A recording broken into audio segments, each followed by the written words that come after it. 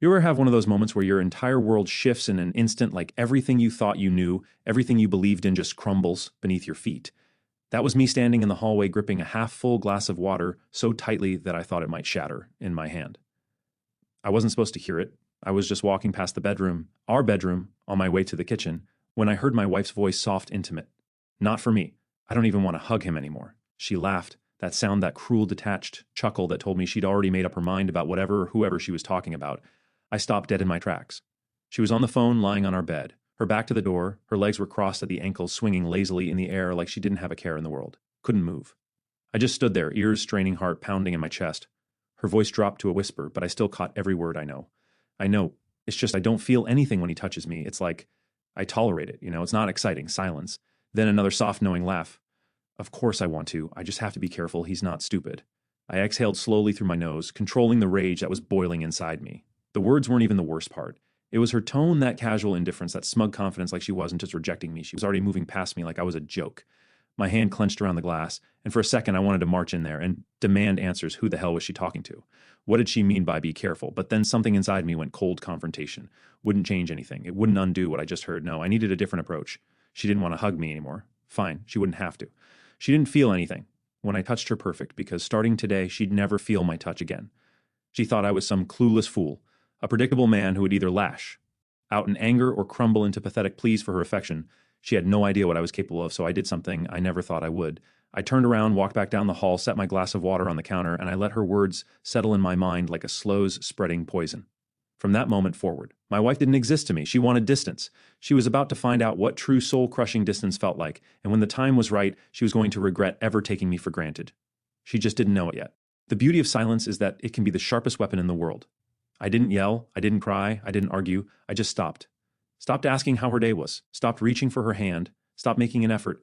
I became a ghost in my own home. And at first she didn't even notice the first couple of days. She was too wrapped up in her own little world, texting, smiling at her phone, humming to herself as she got dressed for work. She probably thought I was just tired, distracted, or in one of those moods where men withdraw for no reason. Perfect. She didn't suspect a thing at dinner. I would sit across from her, eating mechanically, not making small talk. She barely glanced up from her plate at night when she used to cuddle into my side. I rolled over, leaving a cold gulf between us. She didn't say a word, not yet. It took a week before she finally started to notice. Hey, she said one morning as I stood at the sink, rinsing out my coffee cup. Are you okay? Okay. I turned my head slightly, looked her dead in the eyes, and smiled. Yeah, why wouldn't I be? It was a real smile, but not the kind she was used to. There was nothing warm about it. She blinked. I don't know. You've been quiet. I shrugged. Just been thinking about things. That was it. No further explanation. She hesitated, waiting for me to elaborate, but I didn't. I walked past her, grabbed my keys, and left for work. Let her wonder. Let her feel the uncertainty. The same uncertainty I'd felt standing in that hallway. Hearing my wife say she didn't even want to touch me anymore. The little cuts begin.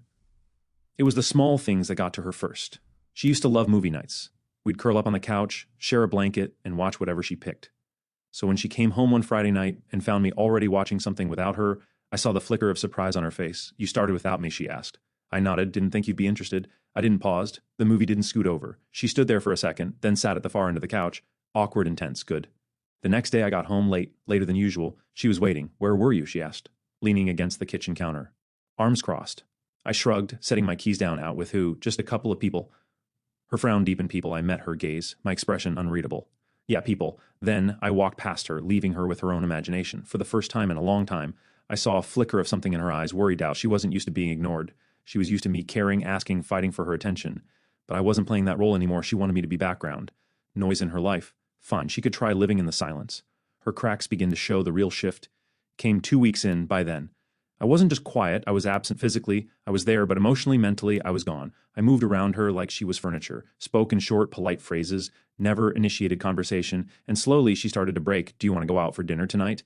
She asked one evening, trying to sound casual. Nah, she hesitated. We could try that new place you were talking about last month.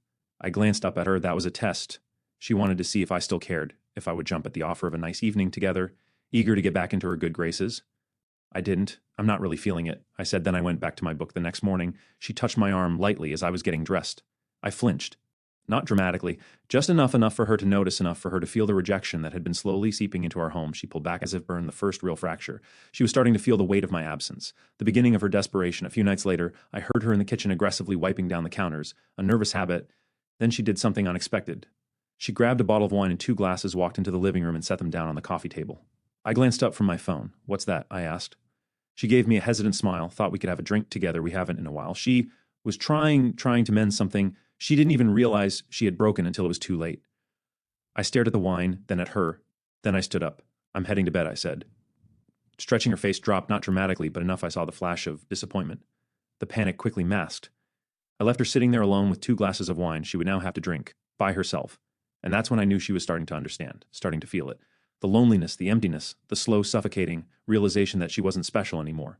That her presence did excite me, that I could go entire days without thinking about her, and it was killing her. I lay in bed that night, staring at the ceiling, listening to her softly shut the cabinet doors as she put the wine glasses away for the first time in a long time. I slept soundly because this was only the beginning. It happened sooner than I thought. Her desperation had already started to show small cracks in her carefully curated indifference.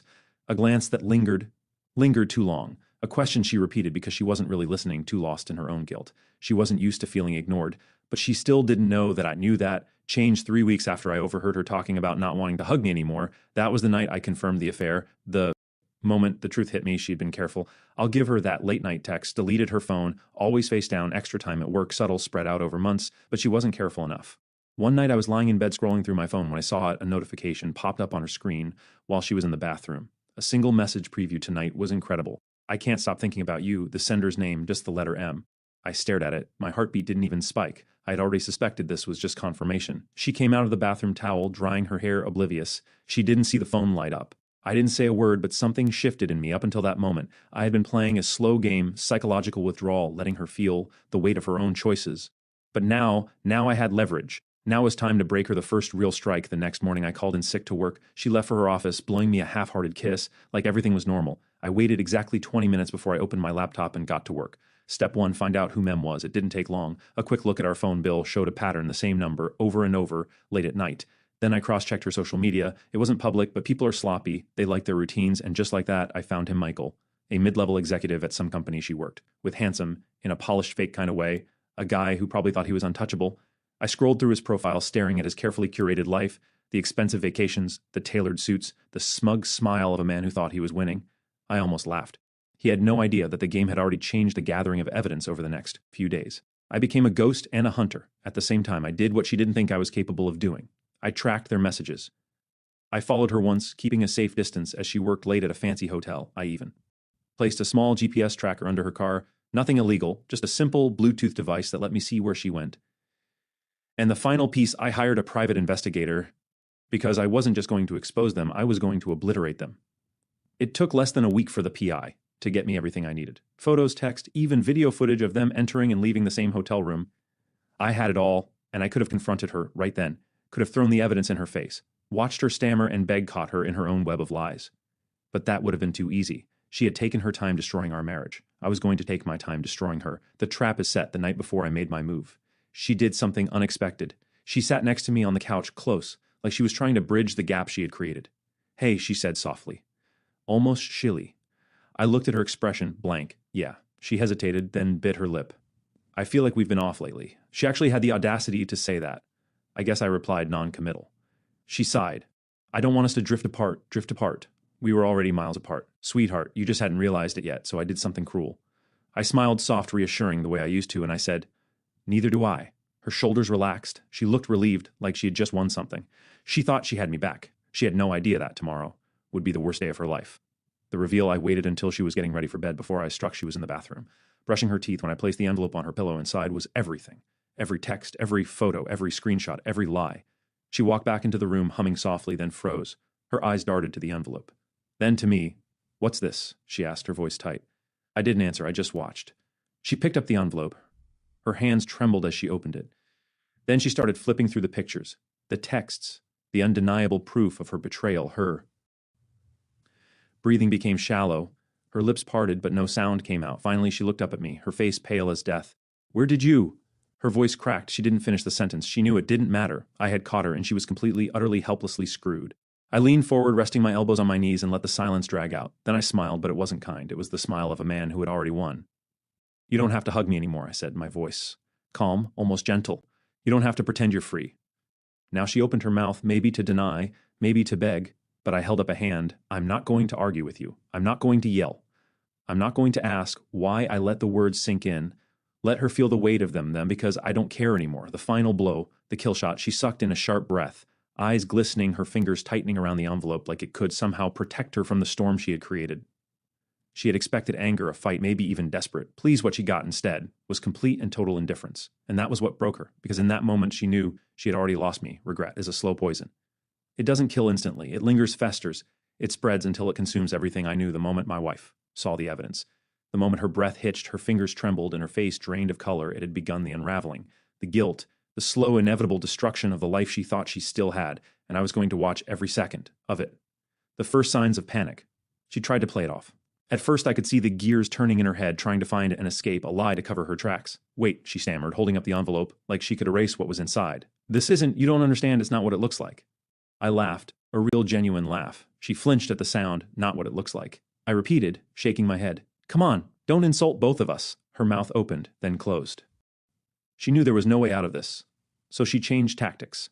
She softened her eyes, let her voice waver like she was suddenly some helpless victim. It was a mistake. She whispered, I wasn't thinking. I never wanted to hurt you, I swear. I tilted my head, feigning curiosity. How many times then she froze? I let the silent stretch make her sit in it. I could almost see her debating whether to lie, but she had to know that if I had all of this, I probably knew everything. Her lip trembled for months. She admitted, her voice barely above a whisper, for months. That number hit different, I already knew, but hearing it come from her lips, seeing the shame twist her expression, it made it real. I nodded slowly. For months of mistakes. That's impressive. Her eyes were glassy. Now, it wasn't like that. She tried again, stepping toward me, reaching for my hand. I stepped back, just a small movement, but it was enough. Her entire body tensed. That was when it really hit her. I didn't care. I wasn't yelling. I wasn't begging. I wasn't trying to hold on to anything. And that was far more terrifying than any anger she expected from me. The cold shoulder that broke her the next few days were a masterpiece in indifference. I didn't leave. I didn't argue. I didn't react. I just existed in the same space as her, cold, distant, untouchable, and she hated it first. She kept trying to explain, kept finding excuses to be near me, like we could somehow fix what she had already set on fire. She made my coffee in the morning. I poured it down the sink. She asked if I wanted dinner. I ordered takeout for one. She tried to sit beside me on the couch, acting like nothing had changed. I stood up and left the room. Each little rejection cut her deeper. She thought I would rage. She thought I would scream, call her names, demand answers, but I did none of that because she wasn't worth the effort. And I made sure she felt that the moment she truly broke one night, about a week after the reveal, I heard her crying in the kitchen, not the quiet fake sobs meant to. Pull sympathy. No, this was real. I stayed in the living room, flipping through my phone, pretending I couldn't hear she was breaking down right there, just a few feet away from me, and I did nothing. Then finally she snapped. She stormed into the living room, hair, messy eyes, red voice shaking with rage. Are you seriously just going to ignore me forever? She shouted, her hands clenched into fists. I slowly looked up, met her eyes, and smirked. Yes, one word, that was all it took. Her whole body tensed like I had physically hit her. Why won't you just yell at me? She demanded. Why won't you fight? Get mad, do something. I set my phone down, leaning forward. You don't deserve my anger, I said, my voice calm. Even, you don't deserve my time. You're nothing to me. Tears welled in her eyes. I was stupid, she whispered. You thought I never leave. I finished for her. You thought I'd always be here, that no matter how many lies you told, how many nights you spent with him, I'd still be waiting like a fool. She swallowed hard, her breath shaky. I was wrong. I exhaled, softly shaking my head. Yes, you were? That was it. That was the moment she realized she had lost, not just our marriage, not just me, but herself. Watching the walls close in on her, I gave her 2 more weeks of silence, 2 weeks of her desperately trying to pull me back, and 2 weeks of her living in the wreckage she created. Then I made my final move. I packed my things, not all of them, just the essentials. Just enough for her to see that I wasn't coming back. She came home that evening to find me zipping up my last bag. She froze in the doorway, eyes wide. Wait, I didn't stop. Where are you going? She asked, voice small. I didn't answer. She stepped closer, hands shaking. Can we talk? I picked up my bag, slung it over my shoulder, and finally I looked at her, and I smiled, the same cold, indifferent smile I'd given her the night I handed her the envelope. We already did. Then I walked past her. She didn't follow. She didn't try to stop me because she knew there was nothing left to say, and as I stepped out that door into a future without her, I felt nothing but satisfaction. She had wanted space. She had wanted excitement. She had wanted to be free of my touch. Now she had everything she asked for, and it was the worst punishment I could have ever given. Her regret is a shadow that never leaves. It lingers in the quiet. It echoes in the spaces where love used to live. It suffocates the air, making every breath feel heavier than the last. And my wife, my ex-wife, was drowning in it. I made sure of that, the first taste of her new reality. I didn't just leave that night. I erased myself from her life, blocked her number, didn't respond to emails, didn't acknowledge mutual friends. When they reached out on her behalf, I became a ghost a man she once knew, a man she once had, and now a man she could never have again. She had chosen her path, and I left. Let her walk it alone, the public fallout. It didn't take long for the consequences to catch up with her. Her affair wasn't just exposed to me. I made sure everyone knew, her family, her friends, her colleagues. I sent the evidence to Michael's wife, who wasted no time burning his world to the ground. Their little fantasy shattered. Michael's wife filed for divorce immediately, and from what I heard, she took everything she could. As for my ex, she quickly realized her affair partner wasn't interested in playing house with a woman who had nothing left to offer. They lasted 2 weeks after I left, then suddenly he was gone too, and she was truly completely alone. The final blow months passed. I had moved on. I got my own place, a fresh start, new routines, new peace, a life that was mine and mine alone. Then one evening I got a message from her. She had found a way to reach me. I stared at my phone, reading the words over and over again. Can we talk, please? I just need to see you. I almost laughed. It was so predictable. She had played her game, and she had lost. She had traded a good man for a cheap thrill, and now she wanted to undo it, to rewrite the past, to salvage the wreckage. But the thing about bridges, once they're burned, they don't come back. I didn't respond. I didn't even type a single letter. I simply blocked the number, let her sit in her regret, let her live with her choices, because I had already won, and she would spend the rest of her life knowing it. The final thought. People say revenge is best served cold, but this was better than revenge. This was justice. She had gambled everything and lost. And the worst part, she had no one to blame but herself and me. I walked away without a single scratch. Dear listeners, please share your thoughts in the comments, and do not forget to like, share, and subscribe to the channel.